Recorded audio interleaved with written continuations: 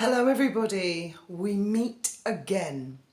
So Harry's just finished being cross-examined and then more questions from his lawyer, and apparently became a little tearful at the very end.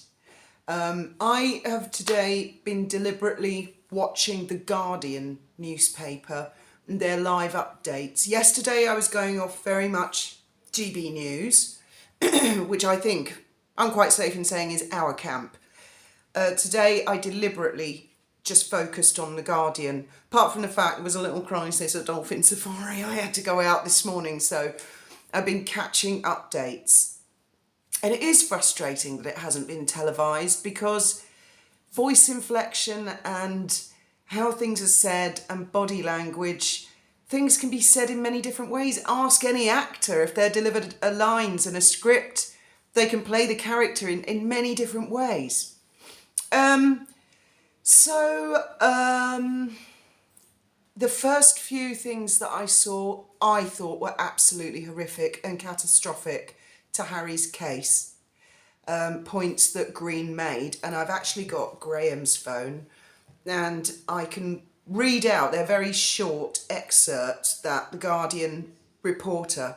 Now, for those of you that are not familiar with UK press, because as I was explaining in the live last night, the Mirror is very much a left-wing newspaper. They traditionally support the Labour Party.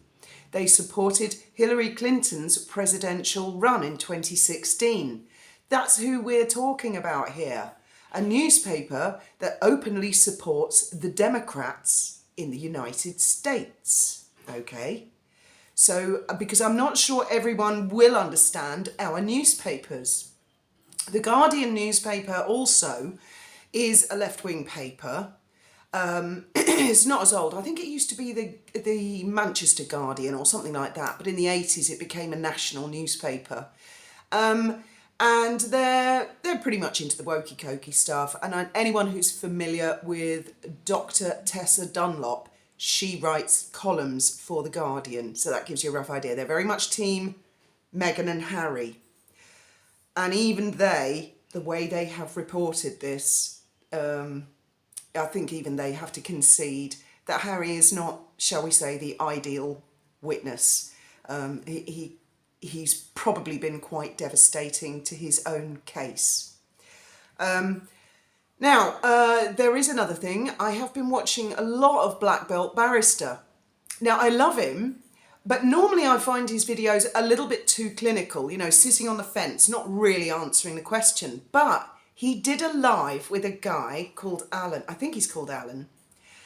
And he really came out of his shell, Blackbeltbarrister, and I loved it. I just loved it. And I'll put a link to that video, because the guy he was talking to trains barristers to be adversarial, how to cross-examine, how to interrogate, methods, techniques. And me personally, I found it fascinating, and I think a lot of you guys will also find it fascinating. And they've got a new channel called Art Media and Law, something like that, where they're teamed up together. At the moment, it's only got about 3,800 subscribers. I'm sure it will do well, and I'm sure the Blackbeltbarrister doesn't need my help. But I will put a link in the description to that channel as well. I'm not going to put any clips up of it, although they did both say that other creators and YouTubers are welcome to use clips, but I don't feel that's necessary. I think the video in itself speaks for itself, and it's going to be a brilliant channel. And this guy's also going to explain what it's like, media lawyers, and why they make certain decisions. And there's a video, one of the links will be a video to why a lot of the journalists in question have not been called as witnesses to Harry's trial. And it's not uncommon. And they're protected from contempt of court by saying they're not going to reveal their sources. There is a journalist currently being grilled in the witness box by David Sherborne. I've just seen, she did not want to be there. I think that was his first question. Did you want to be here? And she said, no, I didn't want to be here. I think her name is Kerr, and she wrote or was editor of at least 10 of the 33 articles. That's what I've read. So Black Belt Barrister and his friend Alan, and I'll have to look his name up, I'm just not familiar with him yet, but I really like their style. I think they both bring each other out of each other's shells, and what you're going to see watching them really is the law at work, you know, the realities of it. So I thought you guys would enjoy that, but I'll read out some of these. I mean, I just cringed when I saw this. There's constant updates as well while I'm doing this video. Mr. Green, acting for the Mirror, says to Harry, earlier in your statement, you said there's a difference between public interest and what interests the public. Green suggests that a story about a royal receiving preferential treatment at a military academy or stories about a royal taking drugs might be public interest. Harry disagrees and says they're not. Well, I don't think the guy's got a grip of reality. Of course, a public-funded member of the royal family in a military army, wasn't it Sandhurst? That's publicly funded. That is public interest. Oh, some of your troops are off their tits on drugs. Ah, public don't need to know anything about that. Oh, a member of the royal family who's one of your troops, who's going to defend the country. They're part of the security. They're taking drugs. Oh, that's not public interest. Mind your business. That's Harry's approach. Mind your business. I disagree. Then he goes on and asks Harry, what do you think is public interest? And Harry replies, I'm not entirely sure, other than speculating. Life-threatening injury on other things. So I don't think Harry's really got a grip of reality at all. I just don't think so. And I'll see if I can get... Oh yeah, Brian Hervey was outside the court shouting some stuff as well. There's quite a lot of it. In fact, I think I'll put a link to this Guardian updated thing, even though... you know, a lot of us are not really into the Guardian. They are covering it and they are putting up regular points.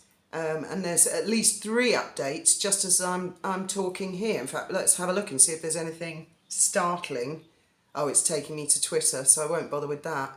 And then Mr. Green also had demonstrated to Harry again that a lot of the articles in the Mirror were copycat pieces from previous publications in other newspapers. Now, Harry seems to be all of a blur when he answers. He says there were 3 newspapers, the press. He's generalising. I don't think Harry's got it in his head that this is a trial for the Mirror Group. That is one newspaper. Mr. Green is not going to be interested if the Daily Mail or Associated Newspapers or The Sun, any of the Murdoch group, are guilty of hacking. That's not his concern. His client is the Mirror. And I just can't believe that Harry can't seem to separate and distinguish. You know, get your mind focused, Windsor. You're dealing with one newspaper group at a time. His head is all over the place. And that no data exists. No data exists. There's no evidence. It's still more of Harry's feelings. Harry has also said, and newspapers do this, and it is frustrating. We've been on the receiving end of it. If they want a licence to say something, whatever they like really, they usually go with the term friends say or a source, because that source can be anybody and they don't have to reveal their sources. They don't have to tell anybody who the friends are. They did it to me and Graham when we were on the run and we weren't hanging out with anybody. We were hiding and they kept saying friends say, which made us laugh because we knew they didn't have a clue. But that's their licence to say what they want. Harry, on the other hand, interprets friends say or sources as that's code word for my phone was hacked. That's a hell of a leap. A hell of a leap. And I just can't. Maybe he will win this. I really don't know, because I don't like to predict what the judiciary are going to do. I mean, some of the decisions they come out, and it's not just recent times now.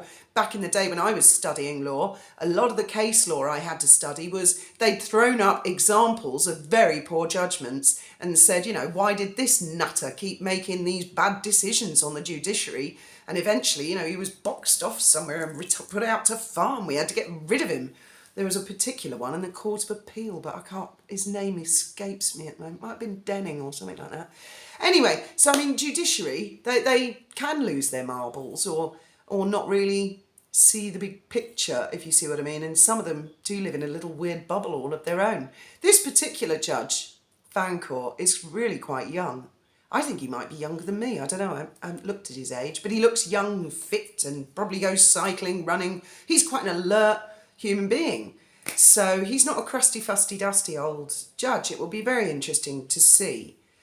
And as I say, Harry seems to think that he's in front of something like the Levinson inquiry, where he's being asked generally about all of the press. He just doesn't seem to be able to focus that it's just the Mirror Group. And what the judge is going to be puzzling out is, was Harry hacked?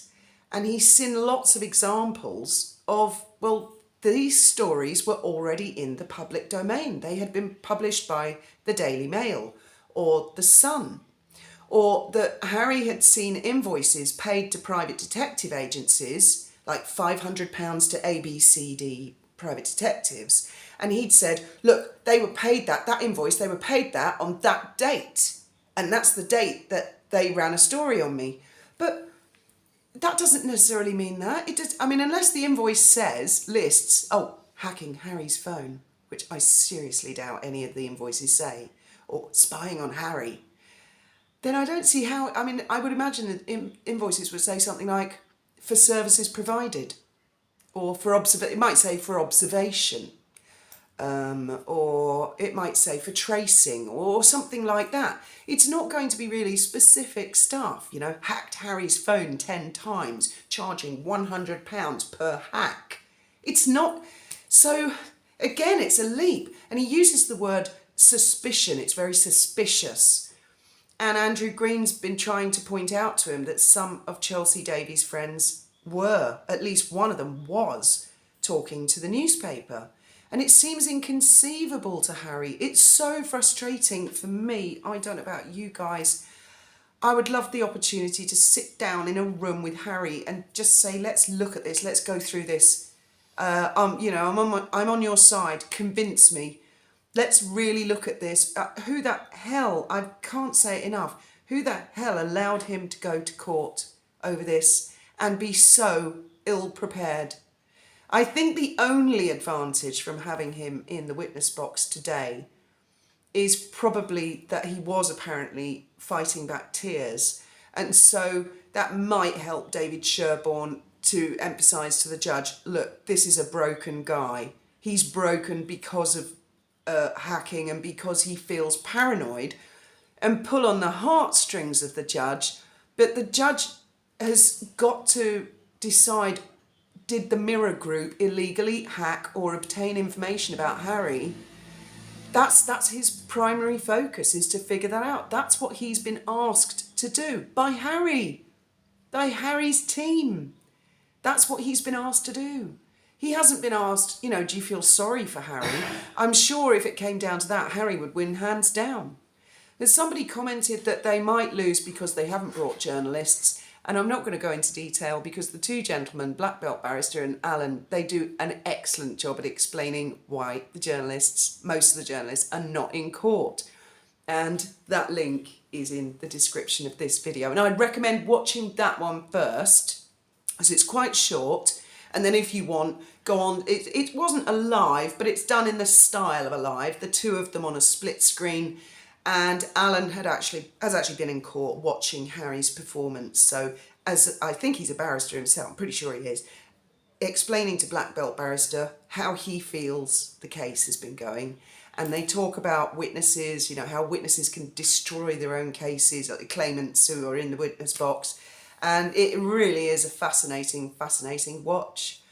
So this business is going to go on for some time. Harry's finished giving his evidence and his contribution, but it's going to go on for some time. And I dare say that The Guardian every day will have live updates if anybody's interested in continuing following the case. And I personally, I'm going to continue following the updates because I want to see where the case goes and what other evidence. As far as I can see, there's no evidence. There's no conclusive evidence at this time. Which brings me to my last part of this video. It's a bit longer than usual. Now, as a lot of you know, I used to hang around in some pretty dark circles. And I knew all manner of criminals. Let's be blunt. I had a friend who was an airline hijacker, Pete McCarry. I did a video on him ages ago. I've had friends who are bank robbers. I've known all manner of criminals. And as I mentioned in a video a few days ago, I myself was very, very well known amongst the police and the court system and the justice system.